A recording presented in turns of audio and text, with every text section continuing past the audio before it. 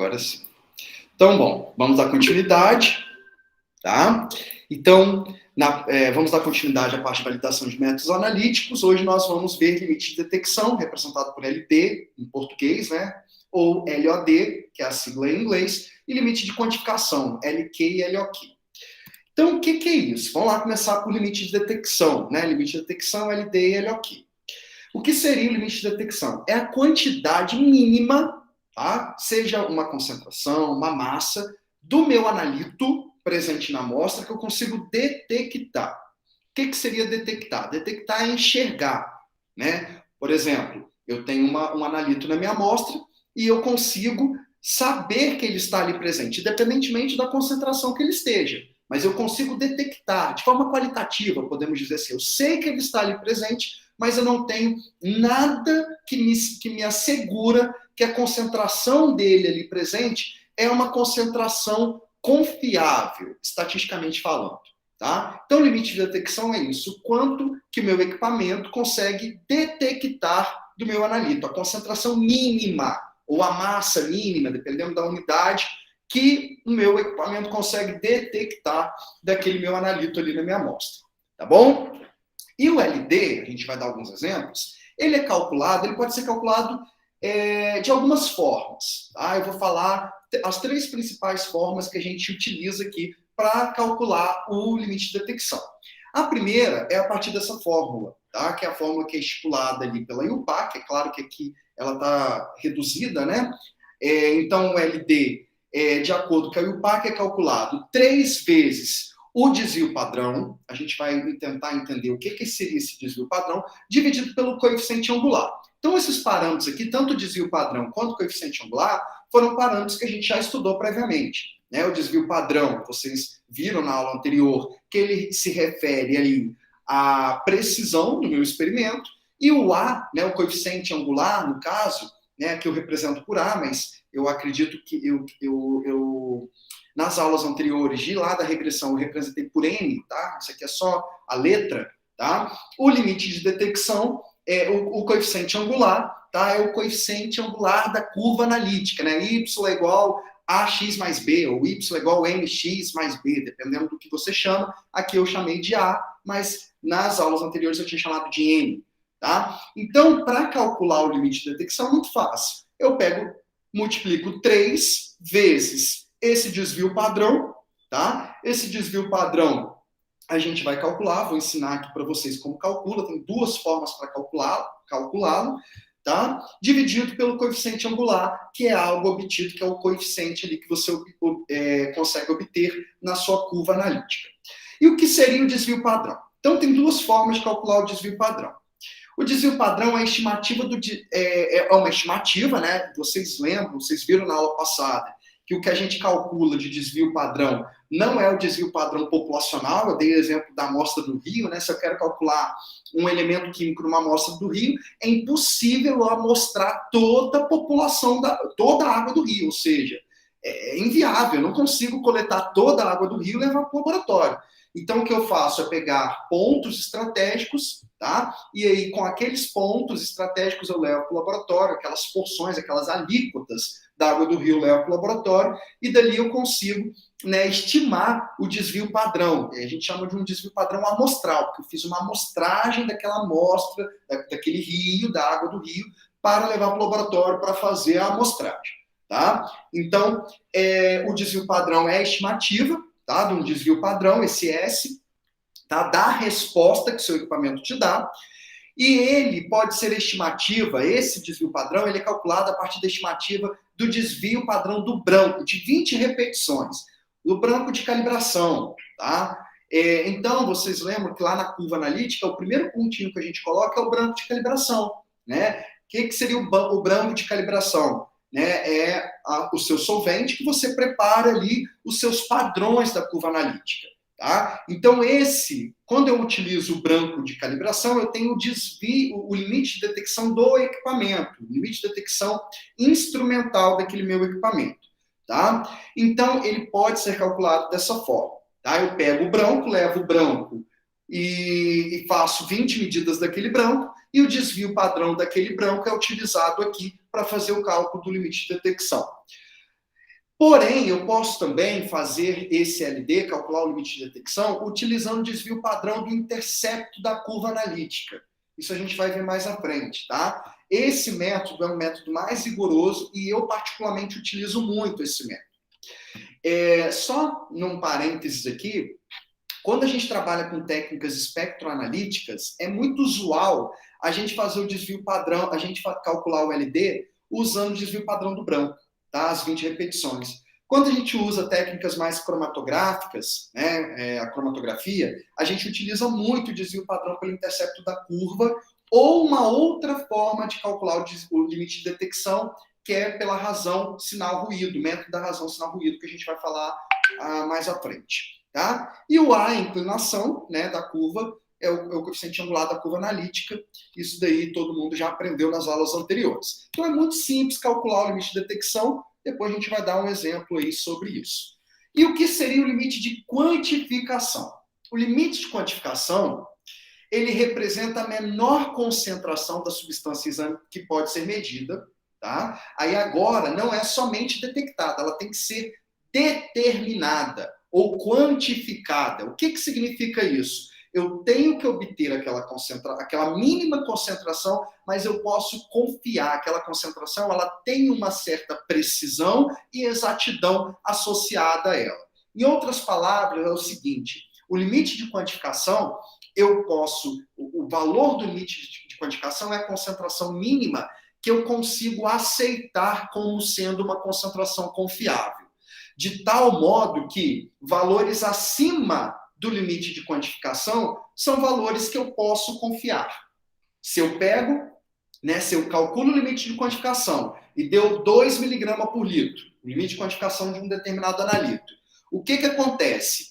Todos os valores das minhas amostras, quando eu levo a minha amostra desconhecida, se o valor da concentração da minha amostra desconhecida der acima de 2 miligramas por litro, né, que é a concentração mínima que eu consigo quantificar, valores acima de 2 eu posso confiar. Na verdade, valores iguais ou acima de 2 no limite de quantificação, eu posso confiar.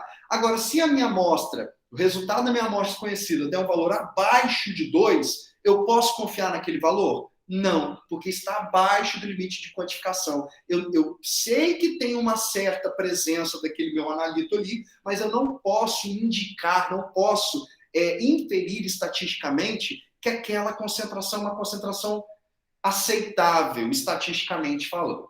Tá bom? Então, como que eu calculo o limite de quantificação? Da mesma forma que o limite de detecção, porém, eu multiplico por 10.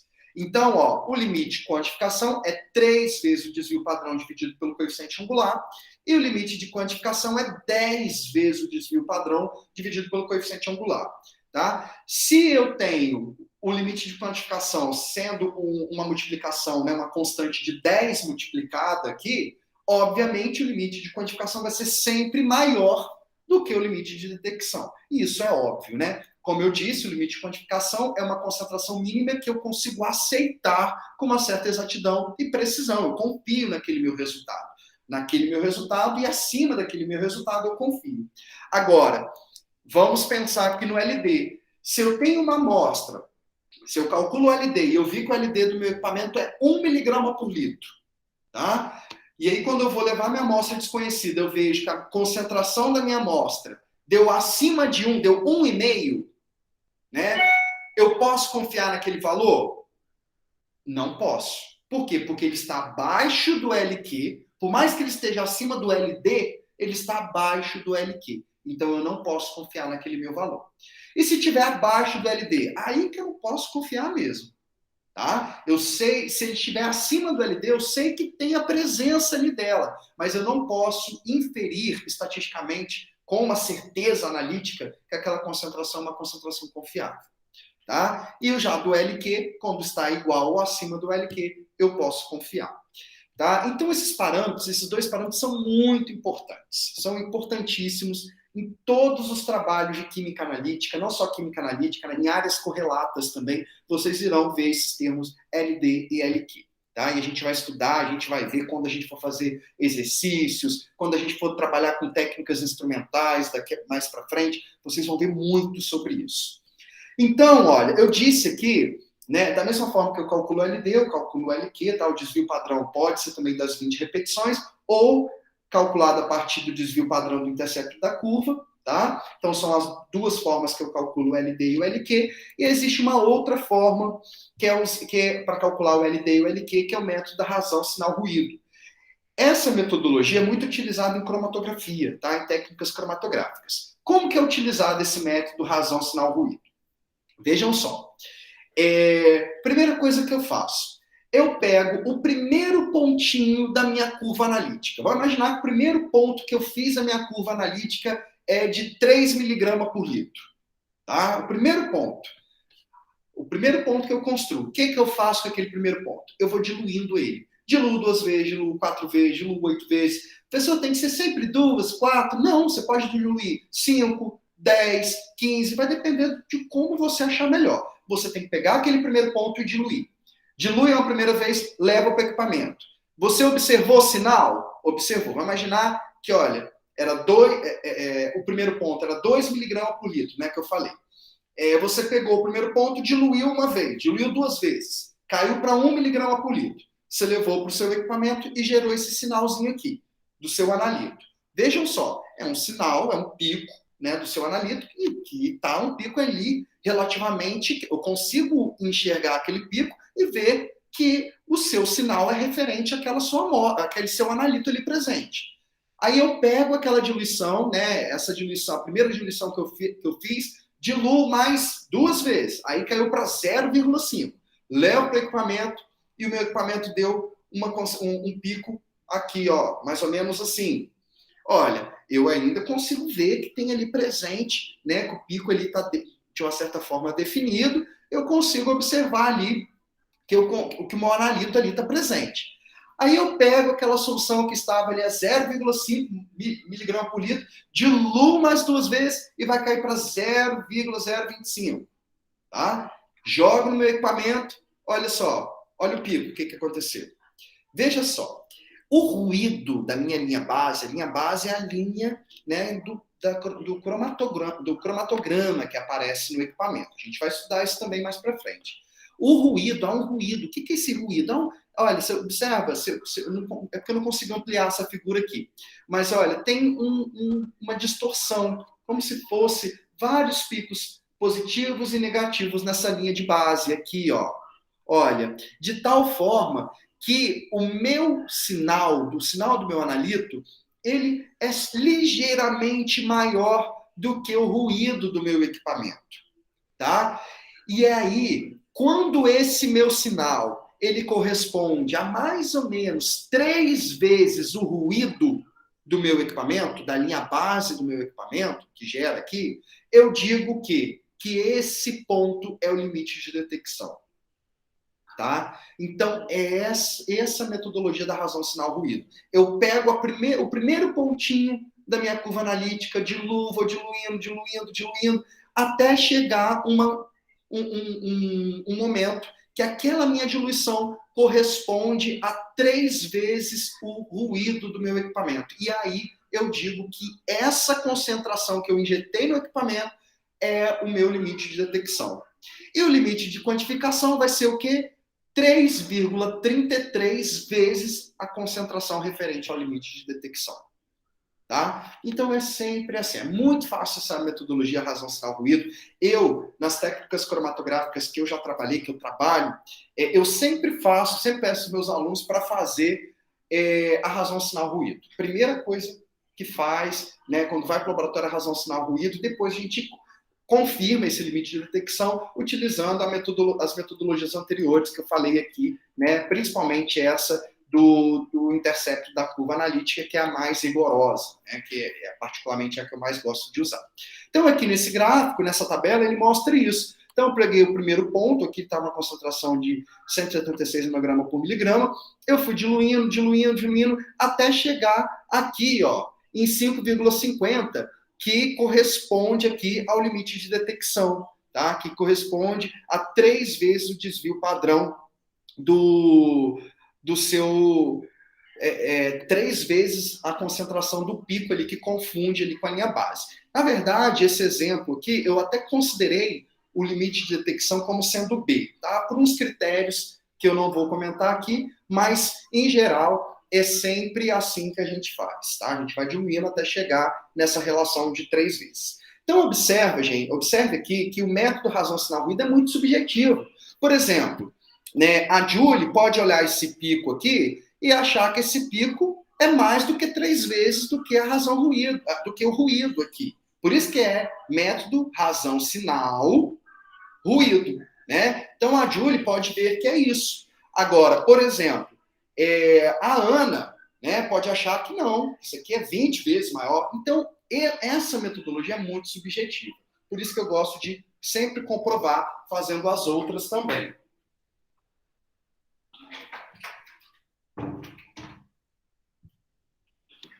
Bom, então vamos adiantar aqui.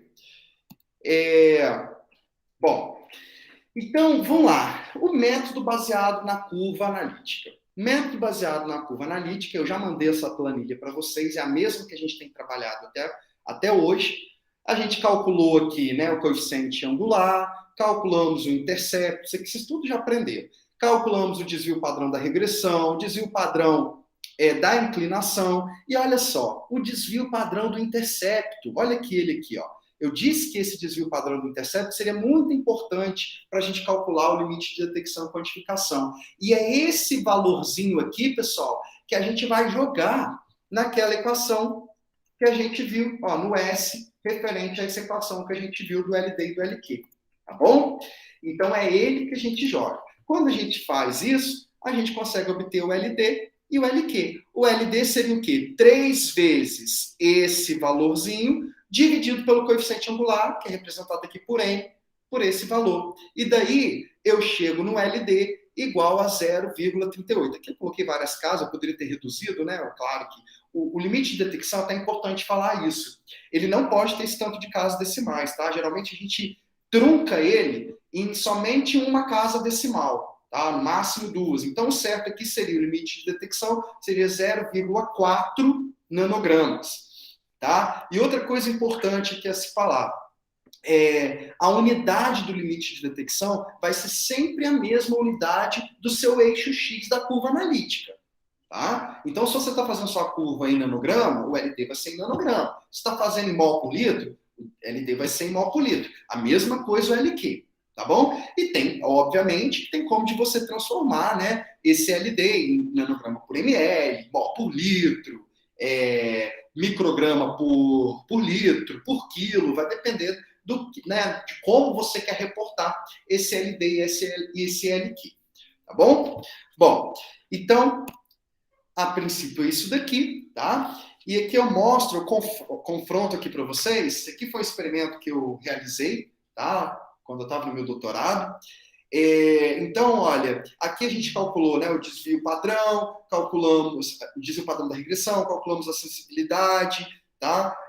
A sensibilidade, o desvio relativo à sensibilidade, o intercepto, o desvio padrão relativo ao intercepto, tá? Linearidade e o LD-LQ. Observe o seguinte, aqui eu já reportei em nanograma por mililitro, tá? Olha, aqui deu 19,43. Como que eu calculei isso daqui? 3 vezes o desvio padrão do intercepto, que é dado aqui, ó, 5.651,4, dividido pelo coeficiente angular, 43.630. Fazendo isso, eu chego aqui em 19,43. Então, o LD, pelo método baseado na curva analítica, né, esse método que eu estou explicando para vocês é chamado assim, método baseado na curva analítica, ele deu aqui 19,43 nanograma por mililitro, tá? de formaldeído, que era a substância que eu estava determinando. Tá? Vejam só, quando eu fiz pelo método da razão sinal-ruído, deu 5,50, tá? nanograma por mililitro. Tá? Observe uma coisa, o método da razão, o método baseado na curva analítica, ele é muito mais rigoroso do que o método da relação de sinal-ruído. O que eu estou querendo dizer com isso? Que, olha, de acordo com o método baseado na curva analítica, valores abaixo de, vamos arredondar, abaixo de 19, tá? Não são confiáveis. estão abaixo do limite de detecção. Já no método da razão sinal ruído, que eu falei que é bem subjetivo, eu tenho, olha, ele diz valores abaixo de 5,5. Então, ó, há uma faixa aqui de 5 até 19, uma faixa duvidosa, quando eu uso o LD baseado pelo método da razão sinal ruído.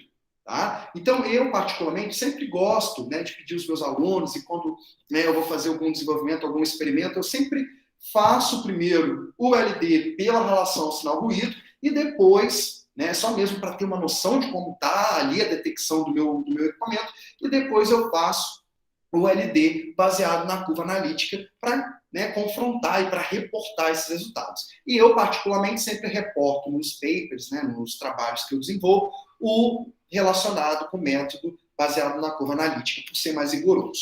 Tá bom? Bom, então, é isso. Tá? Aqui eu só disse, né, a respeito da regressão, isso aqui a gente já tudo viu, né? Essa regressão ela apresentou boa regressão e sem falta de ajuste. Aqui está em espanhol, né? Porque esse experimento eu fiz durante meu doutorado de sanduíche. Bom, então finalizando aí LD e LQ, para a gente pular para o próximo, o LD e o LQ são expressos em unidades de concentração, massa ou a unidade que for usada no eixo X da curva analítica. Deixa eu voltar aqui, ó.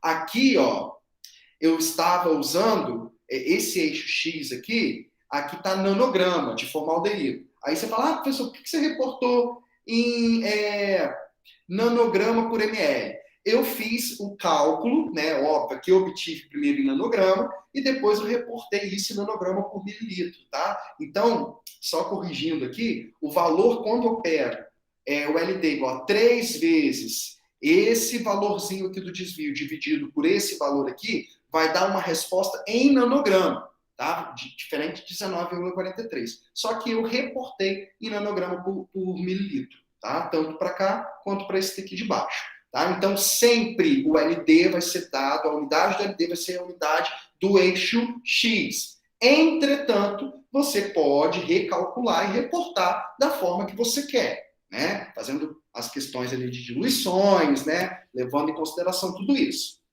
Tá? Então, não se deve esquecer que a determinação do LQ representa um compromisso entre a concentração, a precisão e a exatidão exigidas. Então, toda vez que a gente for falar de LQ, vocês têm que lembrar que aquele resultado do LQ, ele é um resultado, é uma concentração, uma massa, que tem uma precisão e uma exatidão, de tal forma que valores iguais ou acima dele são confiáveis. Valores abaixo são duvidosos. Já o LQ, a gente não pode confiar, porque, como o próprio nome diz, é um limite de detecção, eu só detecto, tá? Eu só enxergo o que está presente.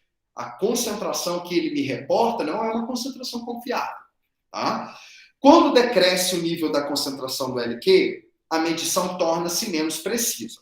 Isso é muito importante.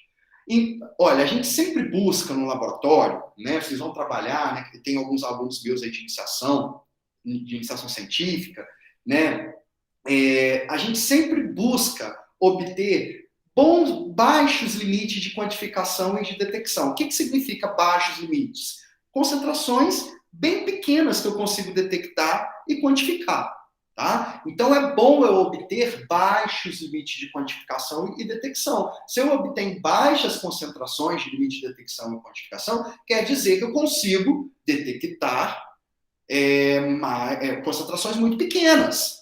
Tá? Então, ser baixo LD e baixo LQ significa ser melhores limites de detecção e limites de quantificação. Existe uma confusão gigantesca na literatura a respeito disso. Eu já vi vários trabalhos falando, eu quero obter maiores limites de detecção e quantificação, como se isso fosse uma coisa boa. Não, não é uma coisa boa. Eu quero obter baixos limites de quantificação. Quanto mais baixo meu equipamento consegue detectar ou quantificar, melhor, tá? Melhor é para mim, né? Porque eu consigo detectar concentrações muito pequenas ali na minha amostra, tá? Entretanto, pessoal, quando a gente vai reduzindo concentrações muito pequenininhas de LQ, por exemplo, quanto menor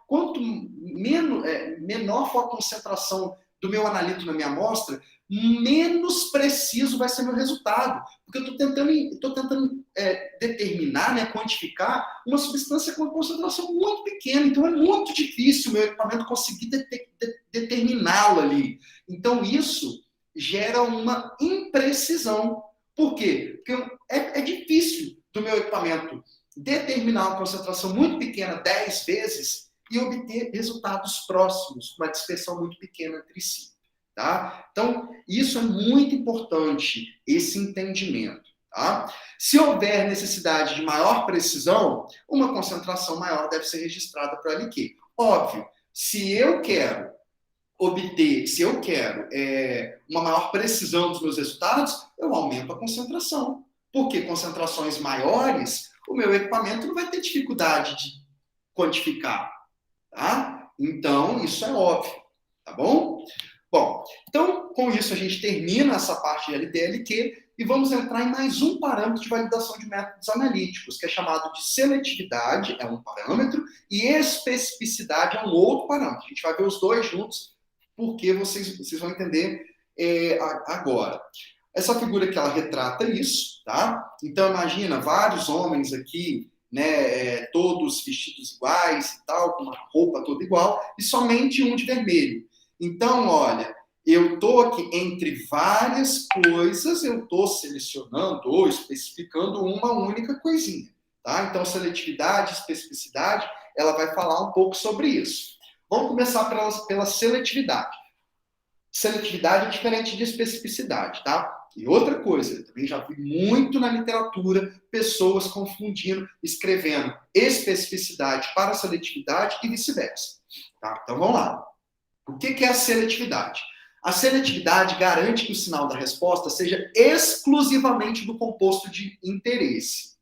Tá? Se a seletividade não for assegurada, a linearidade, a exatidão, a precisão estarão também seriamente comprometidas. Tá? Então, olha, um método que produz resposta para vários compostos químicos com uma característica em comum pode ser chamado de seletivo. Tá? Aqui eu falo, a resposta é exclusivamente de uma classe de composto de interesse, tá? Faltou classe aqui. Um método que produz uma resposta para vários compostos químicos com características em comum, uma classe de compostos químicos, ele é chamado de seletivo, tá? Então eu vou dar um exemplo aqui de um cromatograma, embora nessa disciplina a gente não vai estudar técnicas cromatográficas, né? A gente vai estudar essas técnicas cromatográficas só no próximo período, mas eu vou dar um exemplo de cromatograma que é uma técnica instrumental, e para todas as técnicas instrumentais que a gente vai ver aqui no curso, toda essa parte de validação analítica funciona e deve ser aplicada. Para todas as técnicas analíticas, você tem que aplicar a validação de métodos. Aí vocês podem falar, professor, mas eu não gosto de trabalhar com espectrometria atômica, que é algo que a gente vai ver muito nessa disciplina, tá? Não tem problema. Eu amo cromatografia. Tudo bem, você ama cromatografia. Não vou aprender validação de métodos analíticos, não. Meu filho, se você ama cromatografia, você precisa de aprender validação de métodos. Se você ama espectroanalítica, você precisa de aprender validação de métodos. Tá? Qualquer equipamento que você estudar, for trabalhar, você precisa de ter noção e tem que aplicar validação de métodos analíticos, porque você quer obter um resultado seguro. Tá? Então, vamos lá para a seletividade. Então, aqui, ó, esse aqui foi um cromatograma obtido, tá? Em um cromatógrafo a gás acoplado a um espectrômetro de massa. Tá? Obtido pelo método SIM. SIM é monitoramento de íons seletivos, tá? Utilizando para conferir a seletividade do método. O que significa seletividade? A seletividade significa que esse método que eu desenvolvi, esse método no GC-MS, ele foi muito eficiente para separar as minhas substâncias, tá? As minhas substâncias de tal forma que elas não se ficassem ali sobrepostas umas às outras. Em outras palavras, esse meu cromatograma, que é esse resultado aqui gerado, eu consigo enxergar, consigo separar e observar cada um composto isoladamente, de forma isolada, tá? Obviamente, olha aqui, se eu pego esse composto aqui, o fenantreno, tá? E o antraceno, eu observo que eles estão muito próximos entre si. Entretanto, eles ainda estão separados. Por mais que a resolução, esses termos a gente vai estudar tudo em breve, né? Por mais que a resolução, a separação entre eles não esteja sendo muito alta, né? Mas mesmo assim, eu consigo separá-los. Então, a seletividade, ela fala sobre isso. Eu consigo obter um método que é possível de quantificar todos os meus compostos, uma classe de compostos, né, com características em comum, de forma muito eficiente. Isso que é a seletividade, tá? Se vocês pararem para ver aqui, todos esses compostos aqui apresentam características em comum, tá? Eles são compostos orgânicos com uma certa volatilidade, né? Então, por isso esse meu método é seletivo. Ele é seletivo para quê? Para a determinação dessa classe de compostos, de forma bem eficiente. Tá? Então é isso que é seletividade, não tem mistério. Agora, especificidade. Eu sempre falo, quando eu explico especificidade, vocês acabam entendendo ainda muito mais a seletividade. O que é a especificidade? É um método instrumental que produz uma resposta para uma única substância de interesse. Normalmente um dado elemento ou uma dada substância, né, que é uma substância específica. Tá? Então, eu vou dar um exemplo, né? Aqui no meu doutorado eu também trabalhei, não foi com esse, né, com esse derivatizante, foi com outro, mas aqui é um exemplo do formaldeído, tá? Então, o formaldeído, aqui eu reajo ele com um reagente derivatizante, que aqui no caso é o DDL, tá? E esse DDL, pessoal, ele só reage com o formaldeído. Ele é específico para o formaldeído, nesse caso, tá? Porque o formaldeído a gente está pegando, a gente faz uma sucção, né, uma amostragem dele do ar, e a gente coloca esse DDL, essa substância orgânica impregnada num cartuchinho, de tal forma que quando o formaldeído passa por esse cartuchinho, somente o formaldeído e outras substâncias, porque a gente está sugando do ar, e o ar tem várias substâncias, além do formaldeído tem várias outras. Então, esse composto é específico, ele só reage com formaldeído, tá? Formando esse composto aqui, tá? Pessoal, esse composto aqui é chamado reagente de Nash, tá? Esse reagente de Nash, ele reage especificamente com o formaldeído, formando o DDL, tá? Que é esse outro composto aqui, tá? Em ressonância. Então, então é isso que acontece. Bom, o reagente de Nash, né, que é essa substância aqui, ela reage exatamente, somente com o formaldeído. Ah, professor, e se tiver um outro aldeído muito parecido com o formaldeído? Por exemplo, ele pode até reagir com acetaldeído, mas a reação dele é tão pequena, menos que 1%, que a gente considera que que isso não tira a especificidade dele para o formaldeído. Então, em outras palavras, a especificidade é quando eu consigo determinar um único analítico. É uma metodologia, que é uma metodologia analítica que eu estou desenvolvendo, né, para reagir com formaldeído. Depois eu pego esse DDL, essa substância, esse derivatizante, levo para um equipamento, tá? Pode ser uma espectroscopia UV-Vis ou até mesmo um HPLC, tá? E faço a análise desse meu formaldeído indiretamente. Tá? Então, essa metodologia ela só funciona para formaldeído. Professor, esse composto pode reagir com uma acetona, por exemplo? Não. Pode, se reagir, vai reagir em concentrações muito minoritárias que são desprezíveis. Ele reage majoritariamente aí com o formaldeído. Então, esse método é específico para formaldeído. Então, isso é específico, e quando é para uma classe de compostos, quando eu faço um método que funciona muito bem para uma classe de compostos, eu digo que ele é seletivo. Tá? Então, essa é a diferença entre esses dois parâmetros analíticos. Bom, sensibilidade. Vamos agora ver sensibilidade. Sensibilidade é bem facinho. A gente praticamente, vocês já viram a sensibilidade comigo, só não sabia que era sensibilidade. Então, a sensibilidade de um instrumento ou método é uma medida da sua habilidade em discriminar pequenas diferenças na concentração de um analítico. Tá? Em uma curva de calibração, uma curva analítica, a sensibilidade é a inclinação da curva. Então, a sensibilidade numericamente nada mais é do que o coeficiente angular da sua curva analítica. Então, isso vocês já viram, é muito simples. E o que é a sensibilidade, né? Teoricamente? A sensibilidade é o quanto o seu equipamento é sensível a pequenas variações da concentração do seu analito. Então, por exemplo, se o seu analito ele está ali a 1 miligrama por litro e ele muda rapidamente para 1,1 miligrama, e se ele está 1 miligrama por litro, né, numa amostra, e você introduz uma outra amostra e ele está em 1,1 miligrama por litro, esse seu equipamento, se ele for sensível, ele consegue discriminar o que é 1 miligrama por litro e o que é 1,1 miligrama por litro. É isso que é sensibilidade, tá? E ele é representado aqui pelo coeficiente angular, tá? E aí uma perguntinha para vocês, qual é a unidade da sensibilidade? A unidade da sensibilidade é muito fácil. O Y é a resposta, né? Se a resposta aqui é em microvolts por segundo, né? Então aqui eu posso fazer uma análise adimensional, então microvolts por segundo, tá? O valor da sensibilidade passa para baixo, o coeficiente de sensibilidade passa para baixo, aqui na verdade você pode colocar, desculpa, o valor de X, que é o seu nanograma, passa para baixo, né? E aí a sua sensibilidade vai ficar numa unidade de microvolts por segundo dividido por nanograma, ou seja, nanograma menos 1, tá? Isso aqui é muito fácil de ser feito, depois vocês pensem nisso daqui, eu não vou falar mais sobre isso não, para vocês pensarem em casa em relação aí à unidade da sensibilidade. Tá? Então aqui tem um exemplo típico, né? Esse exemplo aqui foi um exemplo que eu desenvolvi no meu mestrado, tá? A gente fez aqui uma equiparação de matriz, na verdade.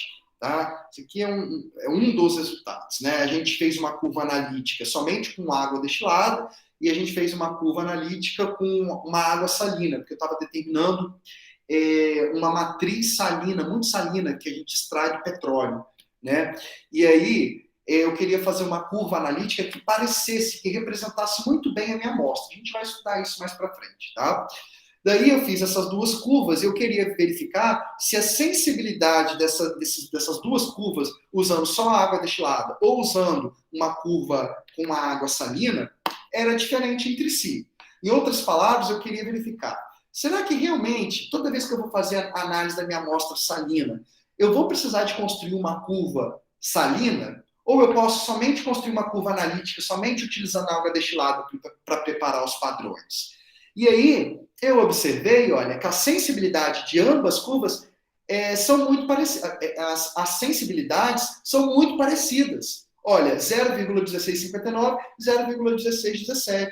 Então, pela sensibilidade ser muito parecida, ou seja, o meu equipamento, eu usando uma curva salina ou uma curva somente com água destilada, a resposta que o meu equipamento me dá é uma resposta com uma sensibilidade muito parecida. Daí eu fui e falei, não vou precisar de usar a curva com água salina, vou usar com água destilada, que é muito mais fácil eu preparar minha curva com água destilada do que eu preparar uma curva salina para construir os meus padrões. Além disso, eu preparar uma curva salina, eu sobrecarrego muito meu equipamento, porque eu estou introduzindo muito cloreto de sódio no meu equipamento. O equipamento que eu usei aqui era o ICP-OS, né? Então tinha toda uma história por trás disso. Em breve, né, quando a gente for trabalhar com o ICP-OS, eu comento para vocês. Tá bom? O último parâmetro da validação de métodos analíticos é a robustez. Né? A robustez, ela até parece um pouco com a sensibilidade, na verdade, ela se complementa a sensibilidade. A gente vai ver aqui, o que seria a robustez. Então, de acordo com o Inmetro, a robustez de um método mede a sensibilidade que este método apresenta face a pequenas variações. Disse que o método é robusto quando ele não é afetado por modificação de pequena e deliberada em seus parâmetros. Então, na verdade, é como se a robustez fosse algo até um pouco inverso à sensibilidade. Se meu equipamento ele é robusto, quer dizer que ele não sofre alta sensibilidade, ele não é muito sensível durante uma análise. Tá? Eu não gosto de falar que a sensibilidade é inversa à robustez, porque quando eu falo de robustez, a gente pensa mais em variações externas que ocorrem ali, que podem interferir ali na minha análise. Por exemplo, eu dou um exemplo desse equipamento ICP-OS, que é um equipamento que a gente vai estudar. Esse equipamento ele é muito sensível. Por que ele é muito sensível? Porque se eu modifico a temperatura da sala onde o meu equipamento está instalado, só de modificar, de aumentar a temperatura de 15 graus Celsius para 20 graus Celsius, a temperatura da sala, o meu equipamento é tão sensível que ele apaga uma coisa chamada de plasma. Tá? Ele extingue o plasma dele. E esse plasma que é o princípio do funcionamento do equipamento. E uma vez que ele extingue, eu não consigo fazer mais análise. Eu tenho que ligar, esperar, estabilizar para começar a análise de novo. Olha, observa só, uma pequena variação externa na temperatura é suficiente para o quê? Para afetar o meu equipamento. Então eu digo que esse meu equipamento ele tem uma alta sensibilidade externa. Tá? Ele é muito sensível. E o que seria a robustez? A robustez é quando o meu equipamento ele consegue vencer essa sensibilidade. Tá? Então, o quanto o meu equipamento consegue vencer essa sensibilidade é o que a gente chama de robustez. Tá? Então, aqui eu coloquei um exemplo muito específico para cálculo de robustez, que foi desse equipamento. Uma forma da gente avaliar a robustez do equipamento ICP-OS é você fazer uma razão do magnésio iônico, né? O magnésio iônico, a gente pega uma solução de magnésio iônico, que é representado por Mg2, que é esse número 2, que ele tem um comprimento de 280 nanômetros, pelo magnésio aqui, pela linha atômica desse magnésio, que é representado aqui por 285, tá? Então, a gente seleciona lá no equipamento, a gente consegue fazer a medida tanto do magnésio iônico quanto do magnésio atômico, tá? E faz a razão sobre ele, tá? E aí, o que a gente observa? Que o plasma pode ser, que o equipamento, o plasma ali do equipamento pode ser considerado robusto, tem uma boa robustez, quando a razão do magnésio iônico pelo magnésio atômico é maior que 10. Tá? Isso aqui foi publicado nesse artigo, tá? Na FIO, tá? E ele fala um pouco sobre isso, sobre a robustez desses meus equipamentos. Tá bom? Bom, então, eu queria deixar aí, né? A gente finaliza a parte de validação de métodos analíticos. Eu queria deixar aí como sugestão de leitura 2 artigos importantíssimos, tá? Que foram usados para a construção de todas essas minhas aulas, né? Além de livros, mas esses 2 artigos aqui, esse aqui é validação de métodos cromatográficos e eletroforéticos, tá?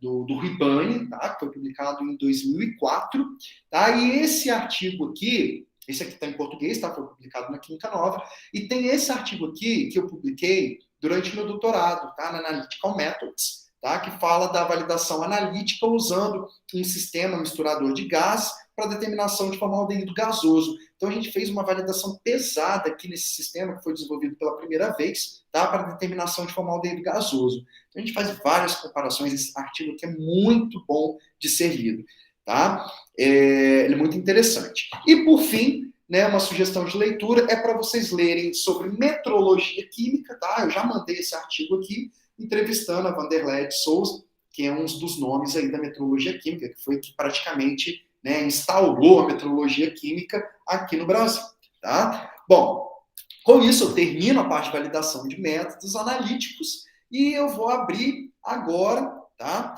para perguntas a respeito do tema. Só interromper aqui a aula.